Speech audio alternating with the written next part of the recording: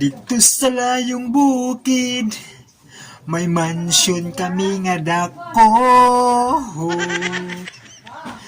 Kaming nagpuyo dito, si mami ragyog si daddy. Ang among trabaho, mangoy-koy nagbulawan.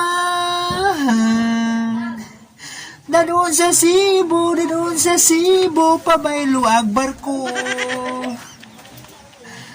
Among gitanom-tanom, grapes lang og mansanas. Walay laing trabaho, kay dato lagi kaayo. Ang among kalipay, tingog lang sa among piano. Ug dinuyugan sa dako nga organ.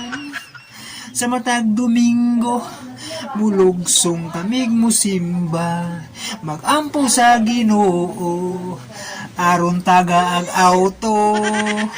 Unya pagkahuman, sa tiyanggihan kami mamahaw. Ang dala namong bulawan, pabaylo ang litsong kawali. Tumang kadato, among giantos bisag dato dakog kaon.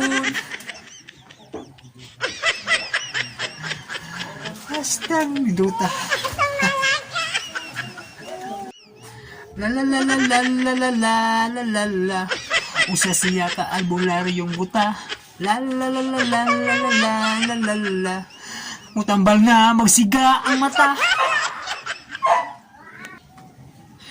Sinanay ko pagka-abusado, sigig bagulbol nga daghang siyang apo. Unsaon man, paspas ako, bisag karon nag-edad nag-85, butang.